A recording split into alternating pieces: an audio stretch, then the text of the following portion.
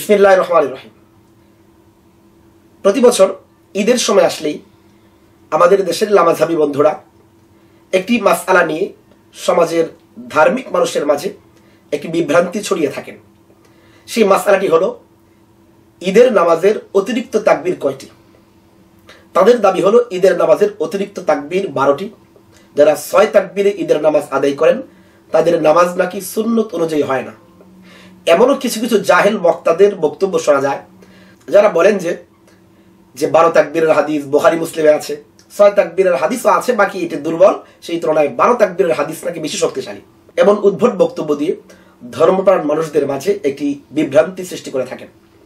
এজন্য আজকে আমি আপনাদের সামনে এই মাসআলাটি একটু ভিন্ন আঙ্গিকে তুলে ধরার চেষ্টা করব। ভিন্ন আঙ্গিক বলতে, যারা এই 12 তাকবীরের প্রবক্তা তাদের শায়েখদের, তাদের মান্যবর ব্যক্তিদের কিতাব থেকে আমি প্রমাণ করব যে আসলে 12 তাকবীর না 6 তাকবীর কোনটা সবচেয়ে উত্তম এবং কোনটা সুন্নাহসম্মত। দেখুন, লামাযহাবী গায়রে মুকাল্লিদ ভাইদের যারা 12 তাকবীরের প্রবক্তা তাদের সবার কাছেই একজন মান্যবর শায়েখ হলেন শায়েখ নাসিরউদ্দিন আলবানী। তার লিখিত একটি গ্রন্থ আছে সিলসিলাতুল আহাদিস সহিহা, যেটি আমাদের লামাযহাবী বন্ধুরাই তাদের প্রকাশনী আতিফা পাবলিকেশনস থেকে প্রকাশ করেছেন। এই কিতাবের দ্বিতীয় খণ্ড 256 নম্বর পৃষ্ঠায়, যেটি বাংলা অনুবাদ, সেখান থেকে আমি শোনাচ্ছি। এটি শোনানোর আগে আরেকটি বিষয় বুঝে রাখেন যে ঈদের নামাজের প্রথম তাকবীর, যেটা তাকবীরে তাহরিমা, এটা সব নামাজই ফরজ, এবং এছাড়া যে বাকি তাকবীর গুলো আছে সব নামাজে তাকবীরে ইন্তেকালিয়া, যেগুলো উঠা বসতে তাকবীর, এগুলো সুন্নত।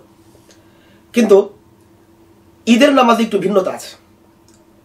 ঈদের নামাজের মাঝে প্রথম রাকাতে তো তাকবীরে তাহরিমা আছে, এবং অতিরিক্ত 3টা তাকবীর যেটা ওয়াজিব, এবং দ্বিতীয় রাকাতে অতিরিক্ত 3টা তাকবীর ওয়াজিব, এবং রুকুতে যাওয়ার তাকবীরটা ওয়াজিব।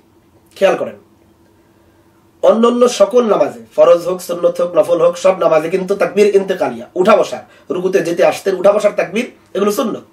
কিন্তু ঈদের নামাজের দ্বিতীয় রাকাতের রুকুতে যাওয়ার তাকবীরটা কিন্তু ওয়াজিব। তাহলে কি দাঁড়ালো?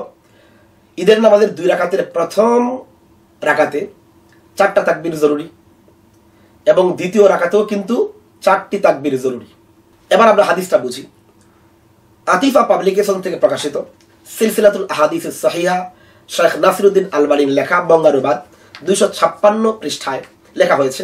ওয়াদিদ ইবনু আতা থেকে বর্ণিত যে কাসেম আবু আব্দুর রহমান তার নিকট বর্ণনা করেছেন, তিনি বলেছেন, আমার নিকট রাসূল সাল্লাল্লাহু আলাইহি ওয়াসাল্লাম এর কতিপয় সাহাবী বর্ণনা করেছেন যে রাসূল সাল্লাল্লাহু আলাইহি ওয়াসাল্লাম একদিন আমাদেরকে ঈদের সালাত আদায় করালেন এবং সালাতে 4টি করে তাকবীর বললেন।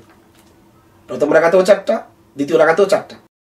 অতঃপর সালাত শেষে আমাদের দিকে মুখ ফিরিয়ে তাকালেন এবং বললেন, তোমরা ভুলে যেও না যে 2 ঈদের সালাতের তাকবীর জানাজার তাকবীরের অনুরূপ, এবং তার আঙ্গুল দ্বারা ইশারা করলেন এবং বৃদ্ধাঙ্গুলকে সংকুচিত করে রাখলেন। এইভাবে দেখালেন জানাজার নামাজ যেমন 4টা তাকবীর ছাড়া হয় না, তেমন ঈদের নামাজের প্রথম রাকাত 4 তাকবীর, দ্বিতীয় রাকাতও 4 তাকবীর ছাড়া হবে না, কারণ এটি জরুরি।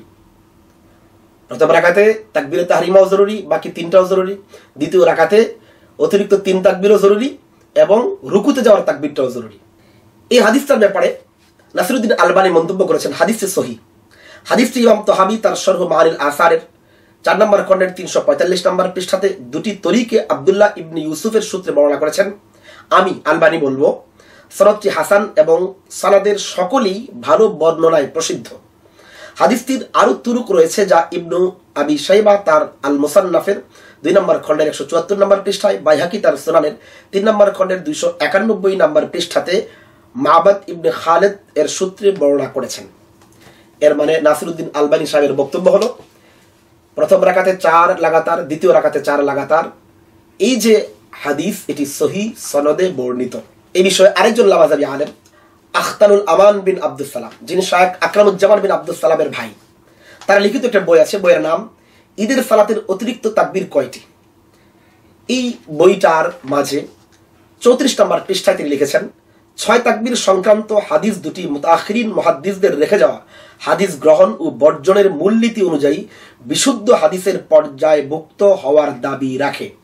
সে কারণেই ইমাম তাহাবী সহ একাধিক মুহাদ্দিস ওই মর্মের মরফু হাদিসকে বিশুদ্ধ বলেছেন। ইমাম নাসিরউদ্দিন আলবানীও হাদিসটিকে বিশুদ্ধ প্রমাণ করেছেন।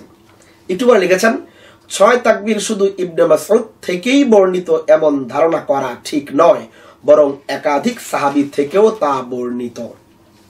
এর মানে ঈদের নামাজের অতিরিক্ত 6 তাকবীরওয়ালা যে হাদিস, এটি যে সহিহ বিশুদ্ধ, এটি লামাযহাবী শায়েখদের গ্রন্থাবলীর দ্বারাই প্রমাণিত। আমি চ্যালেঞ্জ করে বলি, 12 তাকবীরের কোন একটি হাদিসও সহিহ সনদে বর্ণিত নেই, বরং 12 তাকবীরের প্রত্যেকটা হাদিসের মাঝে কোনো না কোনো সমস্যা আছে। রাবীদের সমস্যা, রাবী কেউ মুনকার, কেউ যঈফুন জিদ্দান, কেউ যঈফ, এরকম কোনো না কোনো যঈফ 12 তাকবীরের হাদিসের রাবীদের মাঝে আছে। বিশুদ্ধ সনদে একটিও 12 তাকবীরের হাদিস বর্ণিত নেই। কিন্তু 6 তাকবীরের হাদিস যে বিশুদ্ধ, যারা 12 তাকবীরের প্রবক্তা, তাদের কিতাবের আলোকে আমি প্রমাণ করে দিলাম। সুতরাং সামনে ঈদুল ফিতর আসছে, এরপরে ঈদুল আযহা আসছে। আমরা ঈদের নামাজে 6 তাকবীর যেটি বিশুদ্ধ সনদে প্রমাণিত, বিশুদ্ধ হাদিস দ্বারা প্রমাণিত, আমরা সেই বিশুদ্ধ হাদিসের প্রমাণিত মাসআলা বিশুদ্ধ পদ্ধতিতেই সুন্নাহ সম্মতভাবে ঈদের নামাজ আদায় করার চেষ্টা করব।